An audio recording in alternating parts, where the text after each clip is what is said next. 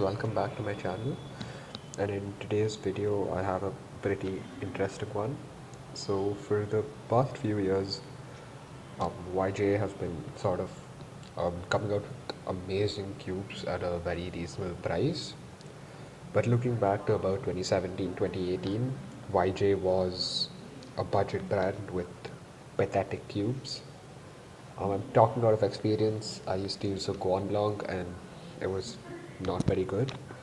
But over the past few years, Y just come up with amazing cubes, especially its MGC line, and a few other notable mentions like the YUHU V2 MEGAMINX. So in today's video, we're going to be talking about the rise of YJ. So we're going to be covering the following cubes: the MGC 4x4, the MGC 5x5, the MGC Square 1, the YUHU V2 MEGAMINX, the MGC 6x6, the MGC 7x7, and the original MGC 2x2. Of course, I don't have all these cubes, so I brought some help. So covering the YUHU V2 and MEGAMINX will be Cultrickid. The YJ MGC 5x5 will be cubing of Viswath. The YJ MGC 6x6 will be SIAUW. The original YJ MGC 2x2 will be by Thakkar. The YJ MGC 4x4 and the YJ MGC Square 1 will be covered by me.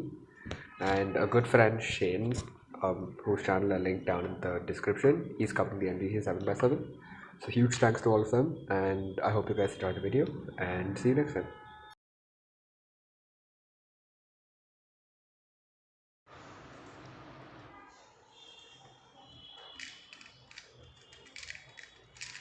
So hey guys, it's Siddharth, and I'm going to be talking about the MGC Square 1.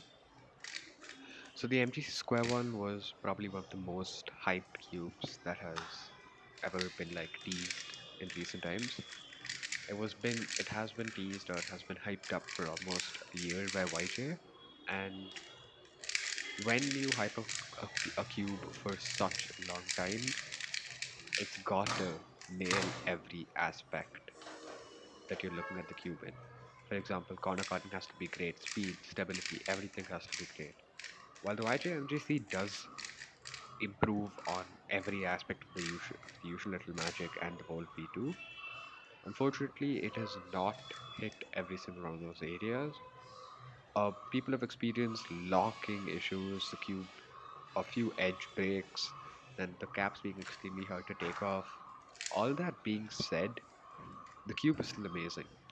I mean, I use it and it's probably dropped my times by massive amount. It's still the best square one out there by probably a very, very far or a huge amount, but it's still not perfect. I think in square one market with only 3 cubes being, or no, 5 cubes being relevant in the last 5 years, I'd say square one market is still developing and it's gonna take a long way till we reach the perfect cube.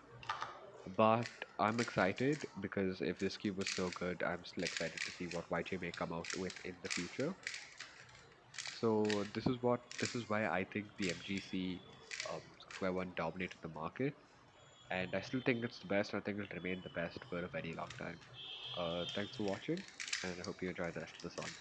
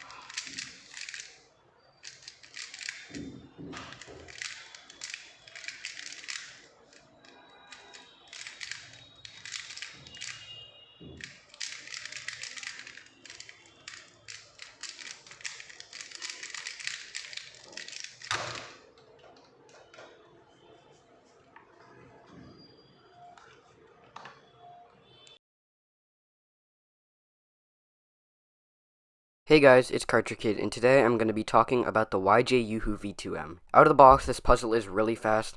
However, with some heavy lube, it can get really good. It's really fast yet controllable with heavy lube and good tensions, and it's the best budget Megaminx on the market. At only $13, this was the best Megaminx in my opinion until the Diane V2 rolled around, and it's really cool to see how YJ has been dominating the cubing market, especially with this puzzle.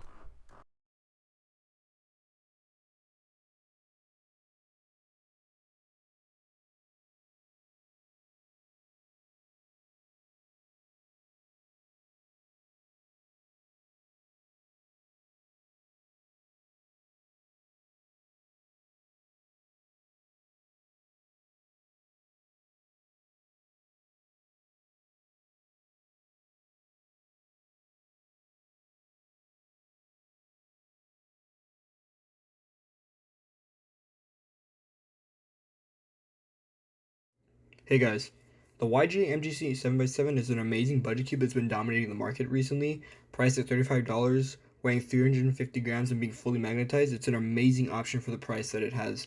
Out of the box, it's pretty dry and somewhat sandy, scratchy feeling, and it definitely comes a little too loose.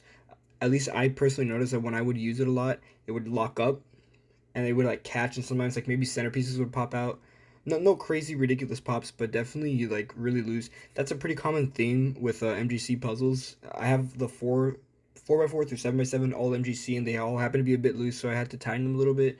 After tightening, it becomes a lot better, and you don't really get those lockups anymore. So it's really just a simple fix, but just something to note. Even then, after you use it a while, that scratchy sandy feeling starts to go away, and it starts to feel a little more slippery and smooth, which I personally really like, and I think it just performs amazingly. So, in comparison to other cubes in the market, so really what we have is the Haze 7, the Spark by X-Man Designs, and I believe the Alfu, if you really want to say that that's a contender. I mean, it's kind of old. I personally have the Alfu. It's really nice, but I mean, just compared to newer cubes, it's just not as good. I recently did switch from the Alfu to the MGC 7, and I really, really like it. I'm glad I switched because I've been getting a lot better times on it. So overall, I would say just this is a really really nice option for anyone, and most people are speaking really highly of it because of the amazing price that you get for the value. It's just like absolutely unparalleled. Some people might say that maybe the Haze 7 or the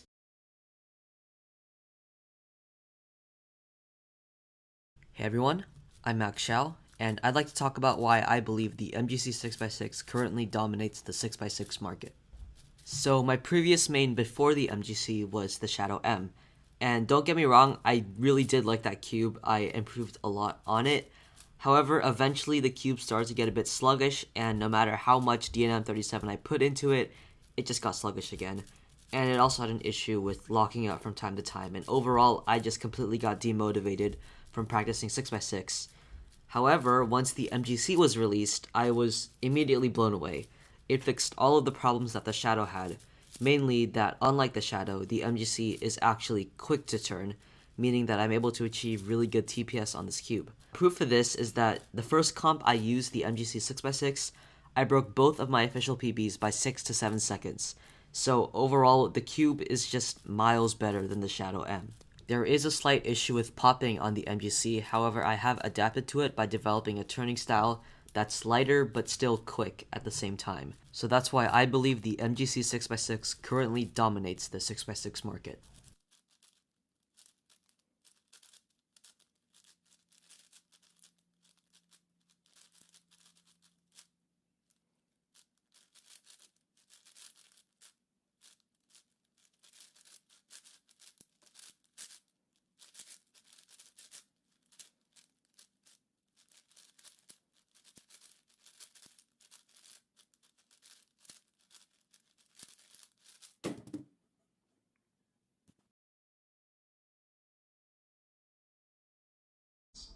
Hey guys, this is Viswath, and today I'll be sharing my thoughts on the MGC Faber 5.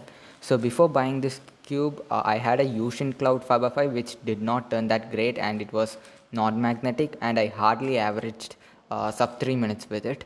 I wanted to try a magnetic Faber 5 and chose to go for the MGC Faber 5 because it was cheap, and some people preferred it over the flagship Faber 5s like the Volk 5M and the Outwang WRM. So out of the box, this cube was extremely smooth and it popped easily. Uh, it was quick and I tightened the tensions because I felt that it could be made even more better by avoiding the pops in this puzzle, and lubed it with weight 4. After breaking it down, it still had a fast but a controllable feel. It's very reliable to turn on this puzzle, especially when you have a light turning style, and without a doubt it became my new main. My average dropped from sub 3 minutes to sub 2 minutes 10 seconds, considering I don't practice 5x5 that much.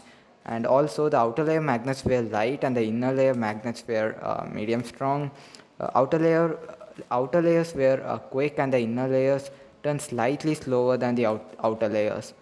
Overall, I absolutely love this puzzle and it's very satisfying to turn.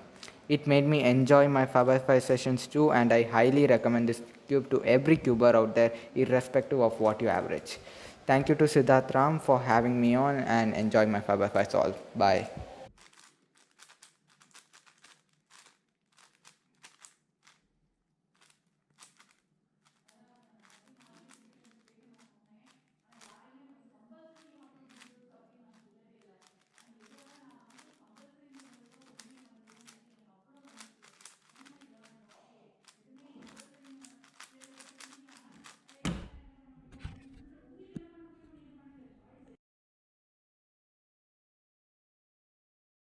So what's up guys, and I'm back here to talk about the MGC 4x4.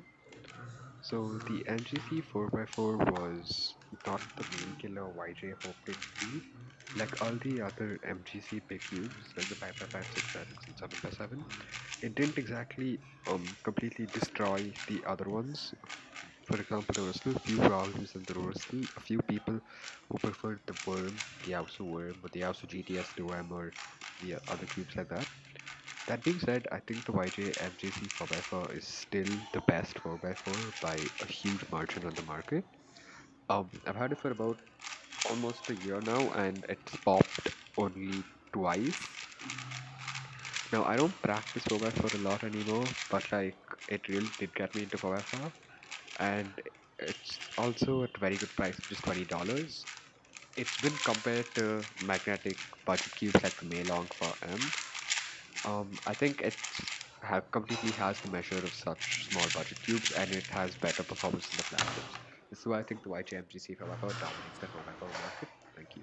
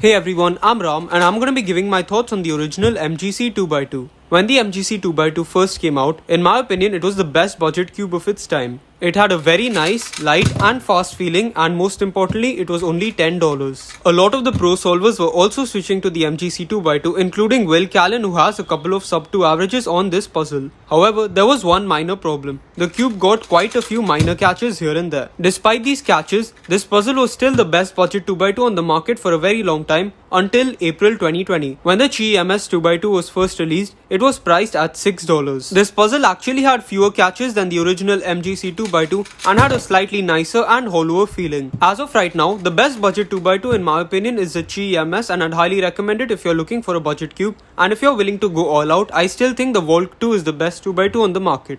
I get equal times on the MS and the Volt 2, but in my opinion the Volt 2 is just a little bit nicer to turn, and I am about 0.2 seconds slower on the MGC. So that's about it from me. I hope my thoughts on the MGC 2x2 help some people out there. Thank you to Siddharth for having me. Goodbye.